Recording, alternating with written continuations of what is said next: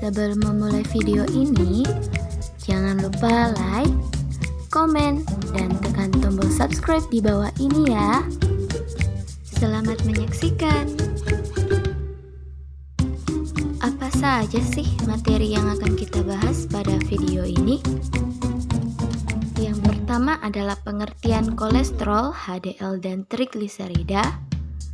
Kemudian penyebab terjadinya kadar kolesterol yang tinggi, gejala-gejala yang terjadi,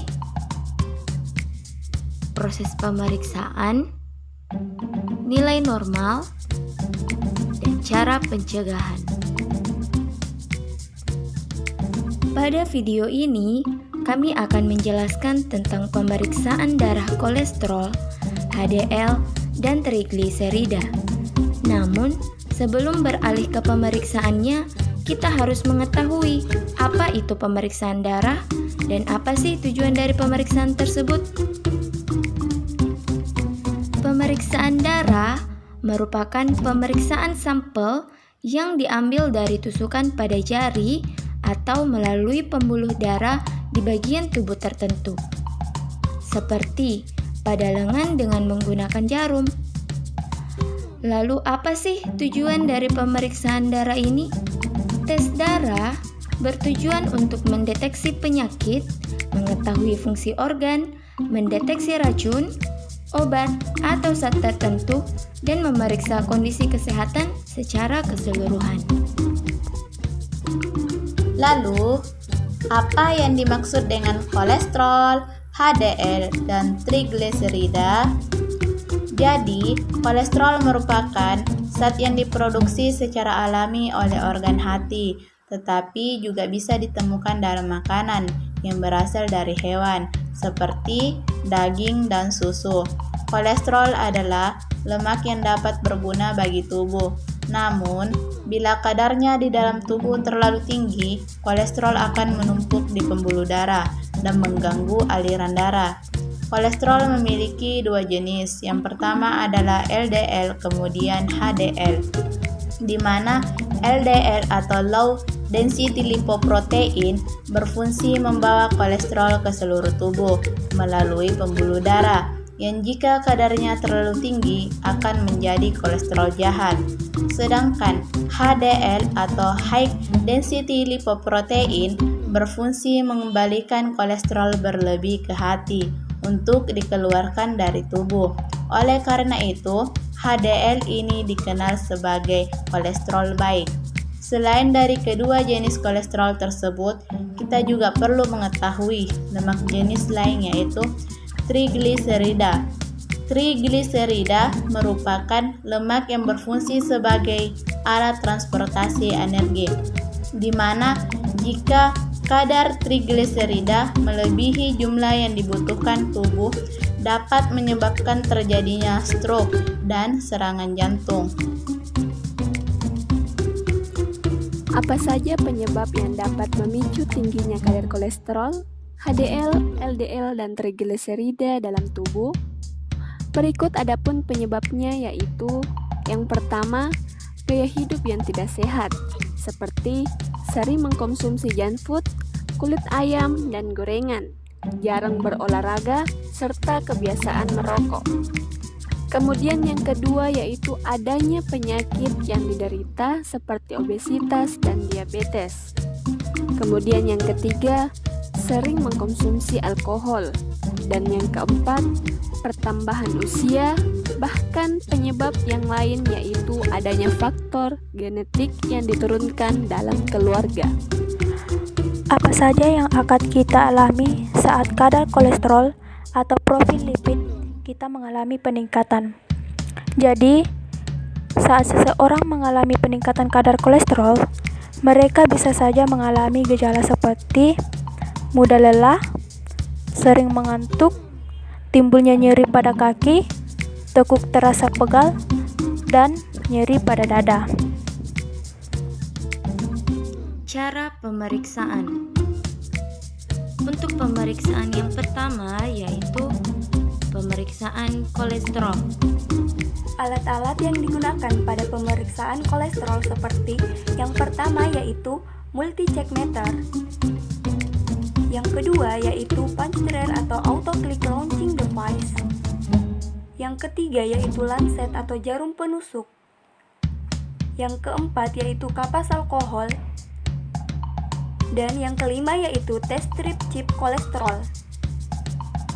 Langkah pertama yang dilakukan pada pemeriksaan kolesterol yaitu masukkan lancet ke dalam punch drawer. Nah, perlu diketahui bahwa lancet ini hanya dapat digunakan satu kali pakai saja.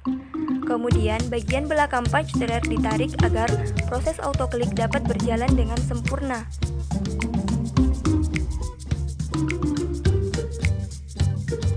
Siapkan kapas alkohol dan bersihkan ujung jari dengan kapas alkohol untuk mencegah infeksi setelah ditusuk jarum.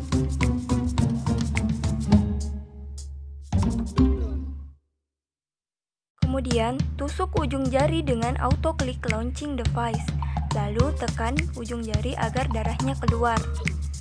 Setelah itu, siapkan alat multi-check meter, kemudian pasang strip kolesterol ke dalam alat multi-check. Setelah dipasang, alat akan otomatis menyala, kemudian menunjukkan kode dan dicocokkan dengan kode strip. Kemudian, basahi test strip dengan darah pada ujung strip. Setelah itu, alat pengukur akan bekerja ditandai dengan munculnya hitungan waktu sampai menunjukkan hasilnya.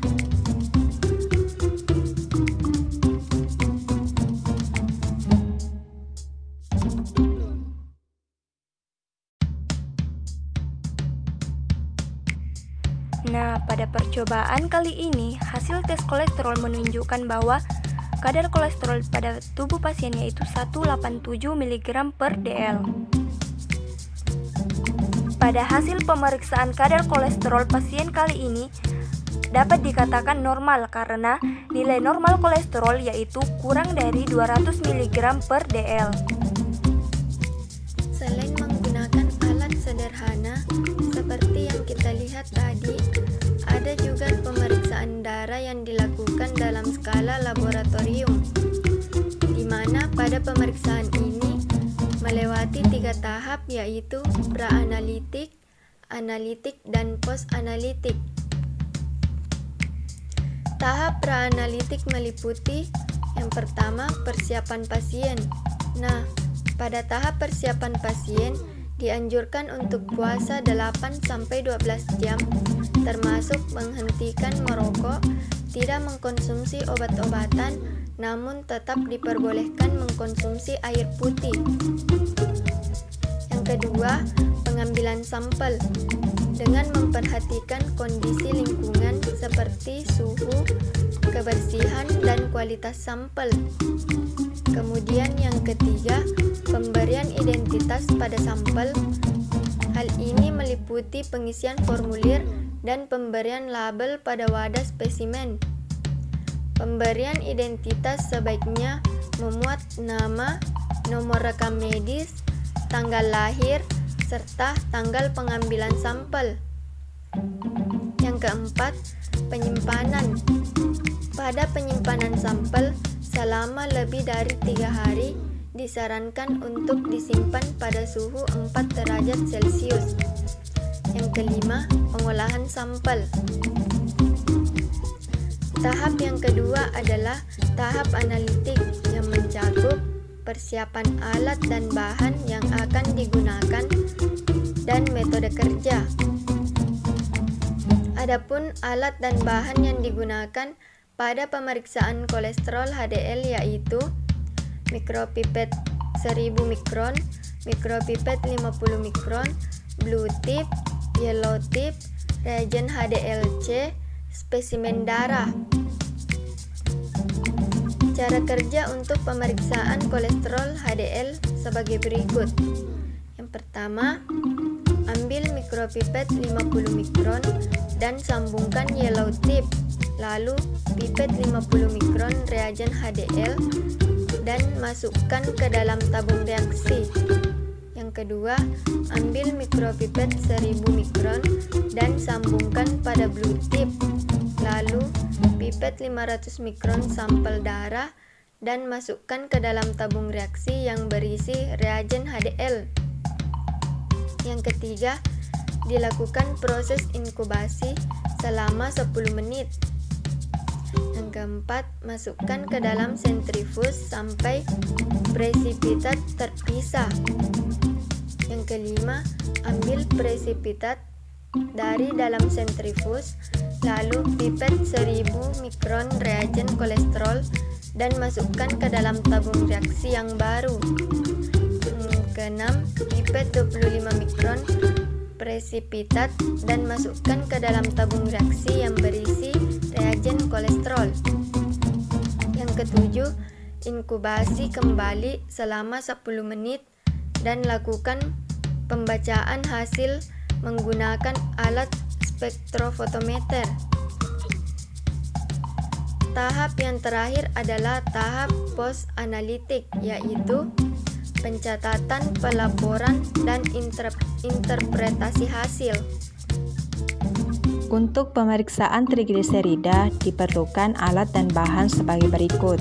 Yang pertama, plaster, yang kedua, tabung plain, yang ketiga, kapas alkohol, yang keempat, holder, yang kelima, kapas kering, yang keenam, needle atau syringe atau jarum suntik, yang ketujuh, tourniquet. Adapun cara pemeriksaannya yaitu yang pertama, pengambilan darah pasien, yang kedua, sampel darah yang ada dalam tabung dimasukkan ke alat sentrifuge, lalu diputar dengan kecepatan 3000 rpm atau revolution per minute selama 10 menit untuk dipisahkan serumnya. Yang ketiga, ambil larutan standar sebanyak 10 ml ke dalam tabung reaksi standar. Yang keempat, lalu masukkan serum sebanyak 10 ml ke dalam tabung reaksi sampel. Yang kelima, masukkan monoreagen sebanyak 1000 ml ke dalam tabung reaksi blanko, standar, dan sampel. Yang keenam, lakukan homogenisasi dengan menggoyangkan tabung dan inkubasi 20 menit pada suhu 20 sampai 25 derajat Celcius.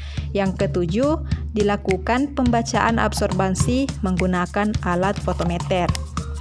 Adapun nilai kolesterol normal untuk pemeriksaan darah yaitu yang pertama HDL atau High Density Lipoprotein, nilai normalnya adalah 60 mg per desiliter atau lebih. Yang kedua, trigliserida, nilai normalnya kurang dari 150 mg per desiliter. Yang ketiga, kolesterol total, nilai normalnya kurang dari 200 mg per desiliter.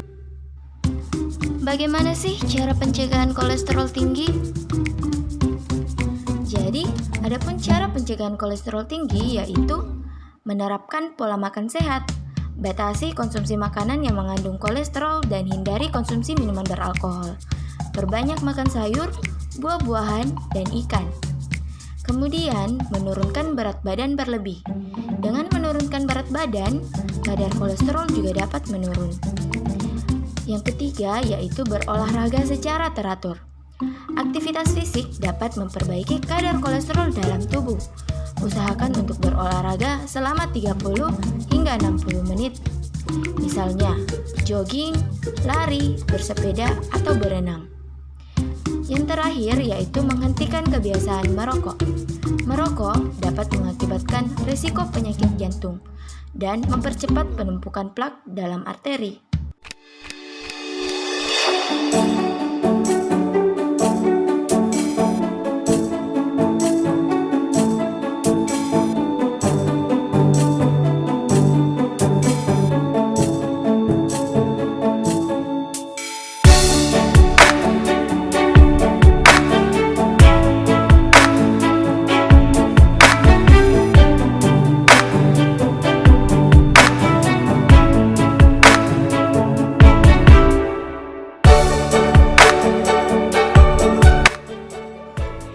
Terima kasih telah menonton.